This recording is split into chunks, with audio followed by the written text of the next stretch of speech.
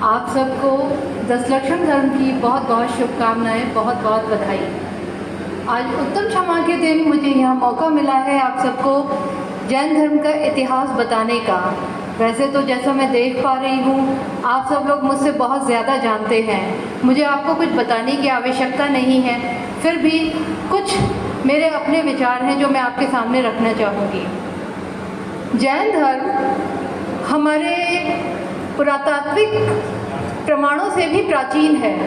हमारे पुरातात्विक प्रमाण तो सिर्फ ये बताते हैं कि कभी किसी ज़माने में योग मुद्रा में कोई भगवान रहे या कोई चिन्ह था, लेकिन मानव को सभ्यता सिखाई किसने, कोई बता सकता है?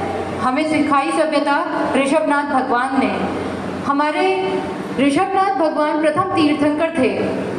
हमारे ऋषभनाथ भगवान ने हमें 6 कलाएँ दी: असी, मसी, कृषि, शिल्प, पठन पाठन एवं वाणिज्य का।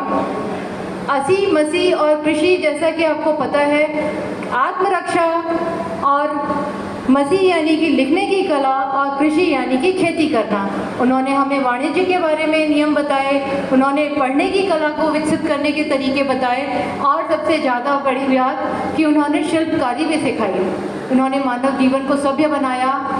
कई ऐसी घटनाएं आपको याद होंगी, अगर वो ना होती तो शायद हमारा मानव और पशु से कोई फर्क ना होता।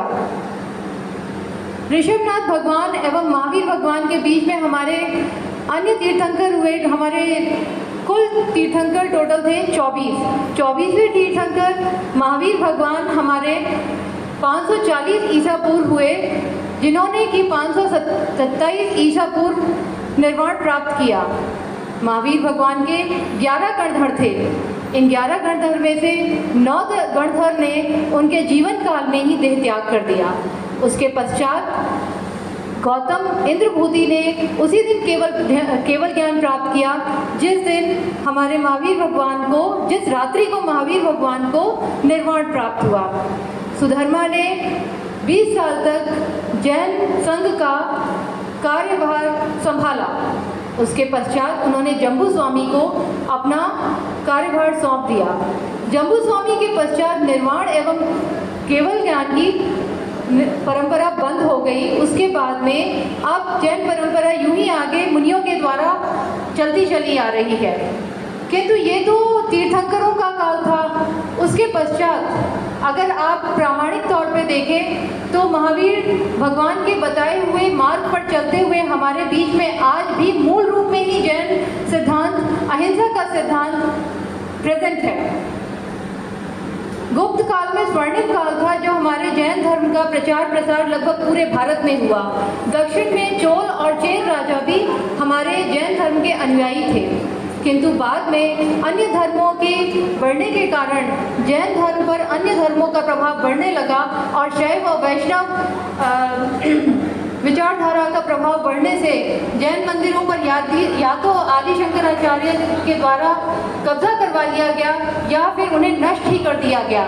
जैसे कि आपको ये जानकर आश्चर्य होगा कि जो बद्रीनाथ तीर्थ है, उस पर, जिसे कि हम पूर्णतः अजैन तीर्थ समझते हैं, वो अजैन तीर्थ नहीं है। उसमें हमारे ऋषभनाथ भगवान की ही मूर्ति है, जिसको श्रृंगार करके बाद में बद्रीनाथ के नाम से पूजा जाता है। असल में अगर देखा जाए तो जितने भी हमारे देवी देवता हैं, हमारे तीर्थंकरों के रक्त संबंधी रहे हैं। जैसे नेमिनाथ भगवान कृष्ण भगवान के भाई ही थे। हमारा जो जैन इतिहास है वो पूरी तरह से अन्य धर्मों के आने के कारण प्रभावित होता आया है। मुगल काल में हमें तीव्र अत्याचार का दौर झेलना पड़ा।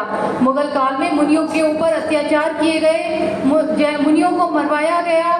लेकिन उसके पश्चात इस बीच में एक स्वर्णिम काल भी आया, जब अकबर ने धार्मिक सहिष्णुता को दिखाते हुए मुनियों को सपोर्ट दिया, मुनियों की बातों को सुना, उनकी बातों को अपने दीन इलाही नाम के अपने धर्म में, जो उसने अपना एक अलग ही पंथ चलाया था, उसमें बताया। लेकिन अकबर के बाद ही फिर हमें एक बहुत ही तीव्र दमन का दौर झेलना पड़ा। मुगल काल के बाद में, ब्रिटिश काल में भी हमारे लिए कोई बहुत अच्छा वक्त नहीं था। जैन धर्म को ईसाइयत ने पूरी तरह से निगलने की कोशिश की। आपको पता ही होगा शायद, हमारे धर्म के अनुयायी एक थे जिन्होंने रानी लक्ष्मीबाई, नाना साहब और तात्या टोपे को 1857 में मदद किया, उनके युद्ध में मदद की, क्योंकि उनके सैनिकों को कई महीनों से तनख्वाह नहीं मिली थी, जिसकी वजह से सेना ने युद्ध करने से इनकार कर दिया था। लेकिन लाला हुकुमचंद जैन ने, जो हिसार के रहने वाले थे, अपने 3000 एकड़ की ज़मीन को बेचते हुए सेना का 5 महीने का वेतन, अग्रिम वेतन देकर युद्ध को आगे चलाया। जैसे ही अंग्रेज़ों को इस बात का पता चला, उन्होंने सबसे पहले उन्हें पकड़कर फांसी दे दी। तो इस प्रकार से आप कह सकते हैं कि किसी 1857 में अगर किसी को सबसे पहली फांसी दी गई तो उस फांसी का लेने वाला जैन धर्म का अनुयायी था। ईसाइयत ने पूरी तरह से कब्जा करने की कोशिश की। उन्होंने अपने चर्च खोले, अपने स्कूल खोले, अपने अस्पताल खोले और अपनी विचारधारा को पूरी तरह से हमारे मासूम पीढ़ी के बच्चों में घोट कर अंदर डालने की कोशिश की। किंतु मैं बहुत खुश हूँ, मुझे बताते हुए गर्व होता है कि जैन इतिहास में जैन अनुयायियों ने कभी भी अहिंसा के मार्ग को छोड़ा नहीं। उन्होंने अपने संस्कारों को नहीं छोड़ा।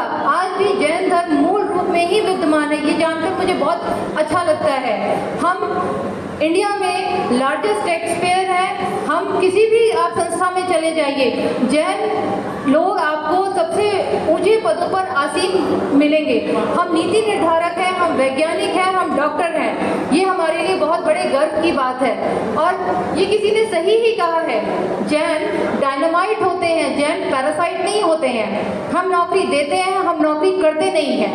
और ये भी कहना चाहिए कि हम जैन धर्म के इतिहास को क्यों पढ़ते हैं। जैन धर्म तो फ्यूचर का धर्म है, क्योंकि आगे आने वाले समय में जब लोगों को कुछ नहीं मिलेगा, वो त्याग की ओर ही अग्रसर होंगे और उन्हें जैन धर्म के सिद्धांतों में ही अपना जीवन मिलेगा। धन्यवाद।